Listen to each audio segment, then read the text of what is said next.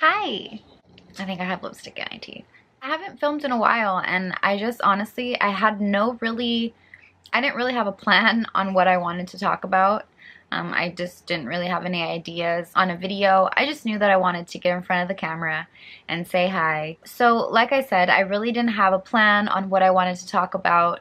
But something that's been really, stirring up inside of me lately is a dream of mine that I've actually put on the back burner. I'm not quite sure if any of you know, but I used to act. I started acting when I was, I think, 19. It was something that I always wanted to do as a little girl. I loved watching soap operas and movies and things like that. I would always pretend that I was an actress and I would act out scenes. I remember this one specific time I got caught. I was watching a soap opera in my room and I was pretending that I was one of the characters on a commercial break, and my sister walked in and made fun of me for the longest time. I used to record myself reading books. I don't know, it's just something that I love to do. No one around me was in the business or anything like that. It was just something that I guess, was inside of me. I didn't have a plan outside of high school. I knew that, I feel like in the back of my mind and deep down in my heart, I really wanted to be an actress, but I just didn't think it was a practical choice. I didn't even think it was a realistic choice, to be honest. I felt like that was such like a far away thing. Like, how can I become that? I ended up going to a community college nearby, and for one of my elective classes, I signed up for theater, which, to be honest, I can't even really remember what I was thinking. I think it was an elective and it was one that stood out to me, so I took the class. I got a little bit of taste of theater in college and it was terrifying. We had a final production and I forgot lines, and it was really, it was new to me and it was scary, but it was also exciting. So I think from that class, just the passion inside of me grew, and I was like, wait, I really want to try to do this. At the time, my dad had a moving business. He had moved an agent, and he was talking to the agent, and she was telling him that she represented young actors, and if he had any grandchildren or kids that are into that kind of stuff. And he didn't have any younger kids, but he did mention me, which in retrospect, I don't even know if I actually communicated with my dad about what I like to do. I think it's a God thing to this day. So instead of giving you all the details, we got in contact and I talked to her over the phone. I never even met this woman, but she told me, if you're serious about this, you do this, you do this, you do this, and you do this. And she gave me a list of things to do, and I immediately started doing them. Enrolled in an acting class, I got headshots, and I began my journey of trying to be an actor, trying to make this dream possible. So I got my little headshot and my little resume, which was nothing, and I would drive myself to LA, and I got a list of agencies, and I walked in and I gave them my headshot and just said, here you go, I just want to give this to you guys. I honestly don't even feel like I knew what I was doing, but that was on the list of things to do, so I did it. And in an elevator coming down from an agency, I met this woman. She's like, you know what? She's like, how about you come and read for my team? And she told me she was a manager and, blah, blah, blah. So I went to her offices. At that time, she was at Gower Studios. First acting coach, her name was Kimberly. And I kind of told her what was going on, and she's like, okay, cool. Now you have to be careful because in the business you never know who you're going to meet. So you have to be very careful. You never want to pay any money up front or anything like that. So she kind of cautioned me and told me, things to say, things not to say, things to do, things not to do. And she found me a monologue to present to the manager and her team, and I memorized it. I went in and met her, and that afternoon she signed me. And a week later, I went on my first audition. So it was a really, really exciting and fun time for me. I mean, it was 0 to 10 really quickly. and I started going on auditions immediately. I started going to all of these amazing production companies and auditioning for amazing parts, and it was just so crazy to me that I was able to do these things.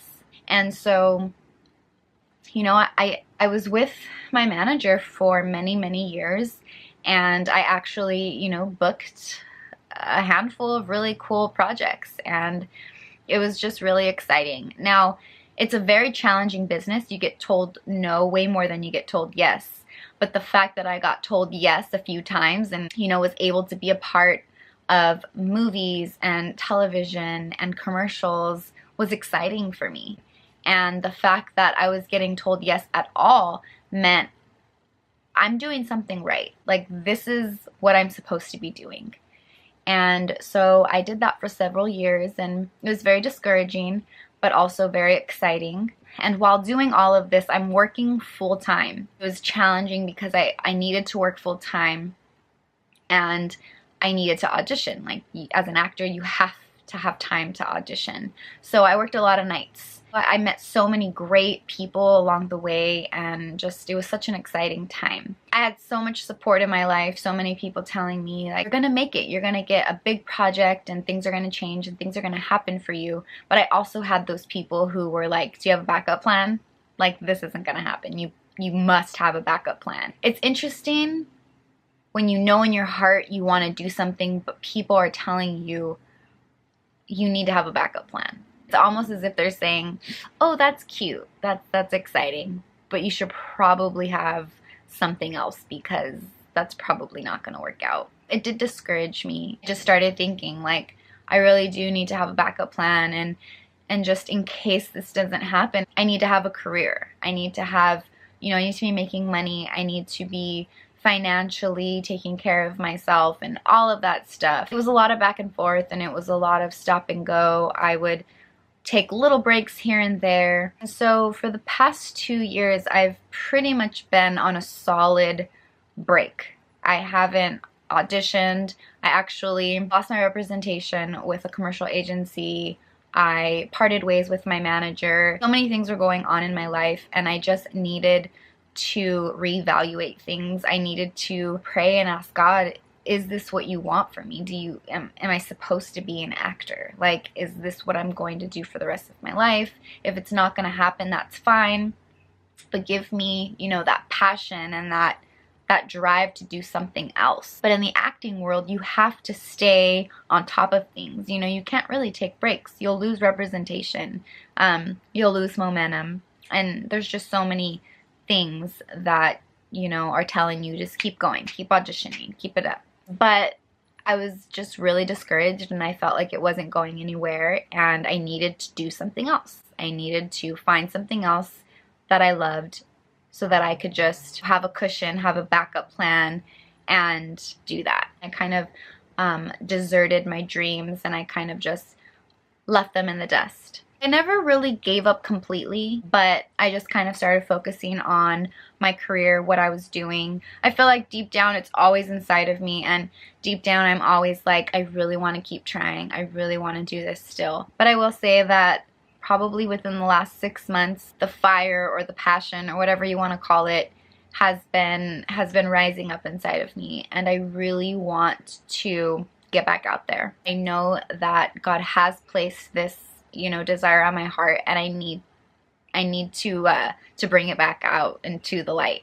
and I need to try again. I feel like I'm in, you know, such a great place in my life, you know, mentally and emotionally, and I've grown up a lot, and I feel like I have a lot to offer. I just thought I would share that with you guys, and also encourage you that if you have a dream in your heart that you think is unattainable, do not listen to that voice that's telling you it's unattainable, or those people that are telling you that it's unattainable. I guess this is turning into a follow your dreams video. I truly believe that if that's something that's on your heart, it's there for a reason, and you need to try. You need to go after it. Because I think what you find when you do go after your dreams is exactly where and what God wanted you to have and where He wanted you to go was in those experiences, going after your dream. If there's something that you've always wanted to try, always wanted to do, I am encouraging you to go after it. You're going to inspire people around you. They're going to see that you went after your dreams, and it's going to make them go after their dreams. With all that being said, I'm going to hopefully set aside some time to go over, pictures that I have, go over my resume, and do what I'm really passionate about doing. So I want you guys to do the same. There's really cool things waiting on the other side. You just gotta move.